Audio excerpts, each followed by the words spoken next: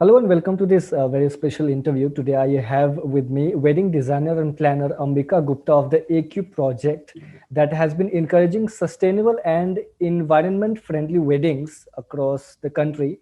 Yes, that is possible. Thank you so much, ma'am, for agreeing to do this interview. What is this whole concept and the whole idea about environment friendly and sustainable weddings? What is this all about? Because it's a new thing. Yeah, it is definitely a new thing, and it has been a word which is trending more than actually happening. Mhm. But having said that, sustainable weddings are possible to a large extent, but not completely because of the nature of the things that are involved in a wedding, from flowers to furniture to electricity. So it cannot be a completely 100% sustainable wedding. But what we are seeing is a beautiful change where the weddings can be made to can be more sustainable Mhm. than what they have been. In a recent wedding that we did in Pondicherry, which was inspired by Van Gogh, one of the functions was inspired by Van Gogh, one was inspired by Monet. The couple themselves were huge environmental activists, and they wanted that their wedding be as meaningful as possible. And I do see that there's a huge change after the corona and COVID lockdown, that the more weddings that are happening now, even though people don't want to scale down their weddings as much, they still want it to be special and the way they envisioned it before, they want it to be a lot more meaningful. So the word sustainable is coming in forms of recycling of flowers, recycling of food, using environmental friendly materials which are degradable or reusable rather than completely going into dump. So for this wedding, for example, we worked with companies like India Wasted and Robin Hood Army, both companies which are known for recycling of flowers, which we converted the flowers from to we gave it to a company. They decomposed it and converted it into incense sticks, which were later given to the couple. And apart from that, we also all the extra food which was left from the events was given to the needy, which does not lead to a complete utter waste, because we know that in India, weddings and food are like synonymous, and people end up ordering huge amounts of food which they can never consume. So I think that is another change which we've seen and makes the weddings more sustainable. A lot of use of more greens over flowers. Now, for example, if a couple does want to use a lot of flowers, then they can recycle it and then make it sustainable. However, if they do not like flowers and they want to go completely environmental friendly, then using potted flowers that they can buy from a nursery or something that they have in their own space, if they do have a garden that big, then that can be used for instead of flowers in order to use materials. Another few materials like jute, macaroons, and wood, which is again recyclable and it can also be reused, leads to less carbon footprint. And also, um, I mean, I would say refurbished wood, not cutting of trees, but like things which are already available that can be refurbished are a great way and a great step to sustainable weddings. So I do feel weddings can be more meaningful and can be made more sustainable, but it is wrong to say that weddings can be 100% sustainable or completely 100% environmental friendly. But yes, you can reach a percentage of 85 to 90%, which is a Yeah. huge change from what it has been before. So, ma'am, how difficult has it been for you to and for your team to organize such sustainable weddings during the pandemic and because of the lockdown?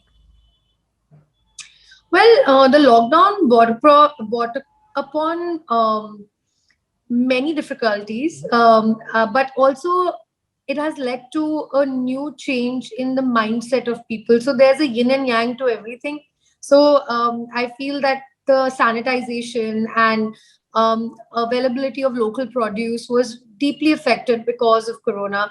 And sanitization never existed before. Like, now all hotels, all venues need to be sanitized, given 3 to 4 hours before.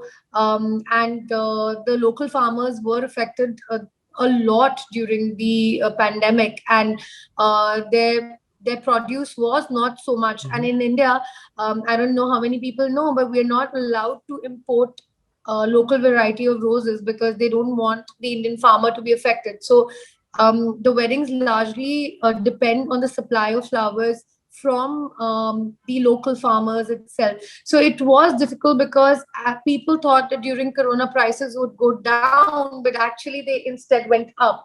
Mhm. So to do a sustainable wedding during this time is actually a welcome relief, not the other way around. It's not difficult. But see, in India, the word sustainable does not mean free.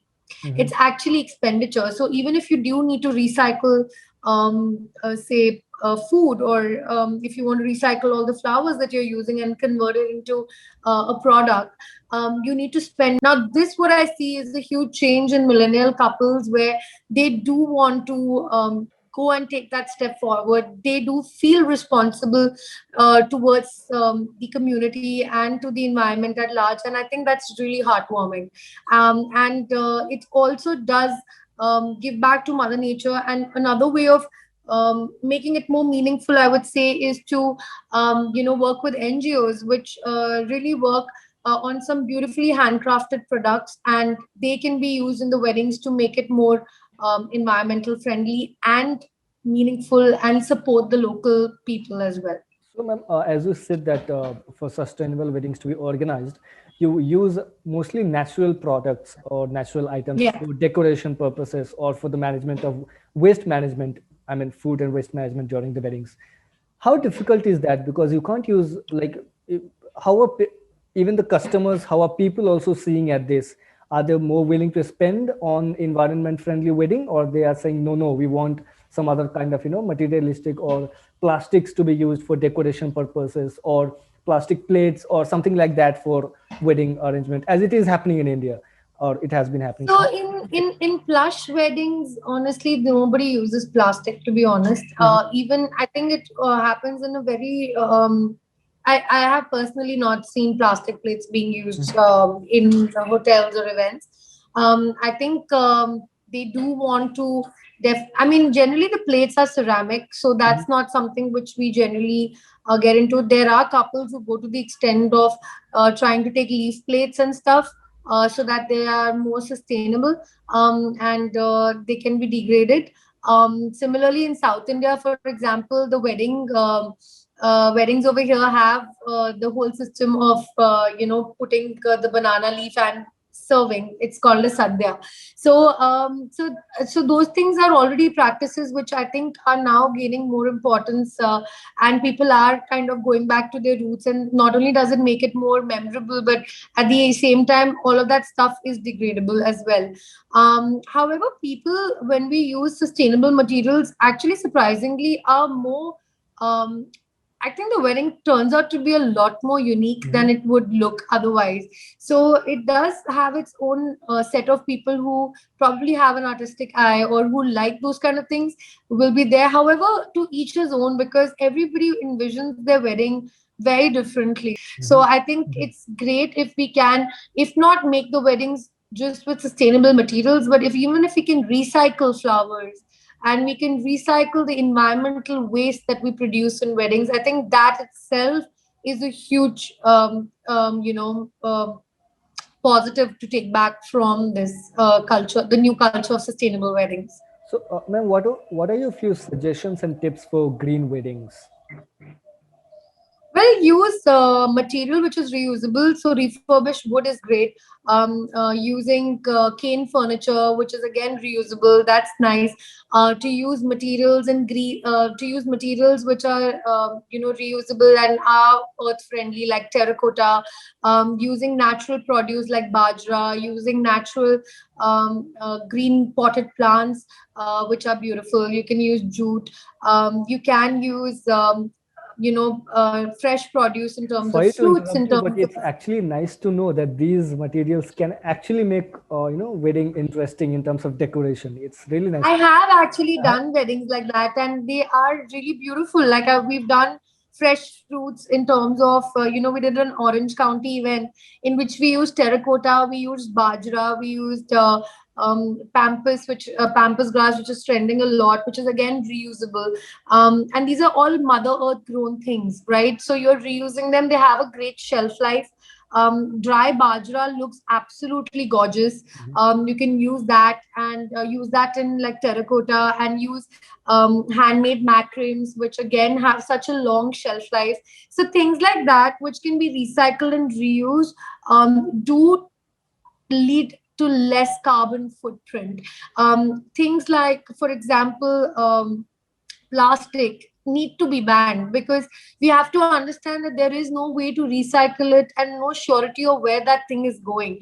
However, if you break a terracotta pot and you like, even if it goes into you know the soil, it's not going to cause any harm to it. So things like that. And I think one of the things which I would really like to highlight to people who are doing weddings is that the oases that we use in flowers, the green foam, if you would have seen as a kid or anything in weddings where they actually put the flower arrangement, now that's really toxic for the environment. A lot of people don't know about it. And when I was training in London Flower School, and we were doing flowers, that's when I also got to know about the fact that how bad it is. It A is not biodegradable. It takes 100 years for a single piece of oasis to degrade. And if the oasis travels into water bodies and stuff, it can lead to cancerous situations. It can cause, a lot of tumors and a lot of other health hazards for humans, animals as well. So now there is research going on to use other alternatives, or doing fresh flower arrangements which are directly cut into pots is far better than using foam. Or the other way to use arrangements is to use chicken mesh and then create arrangements. However, it is more difficult. I won't say that it would lead to the same kind of look and feel. But if you are a couple who wants to go for a sustainable wedding, then these are the ways to kind of reduce the carbon footprint. So, thank you so much, ma'am, for talking to us and explaining to us about your startup and sustainable and environment friendly weddings. It has been a pleasure to be a part of the Logical Indians interview, because I've always followed your work, and I think it's great that you guys are bringing so much awareness to so many people. And I hope that we see a lot more sustainable weddings coming through. And thank you so much for having me over. Thank you.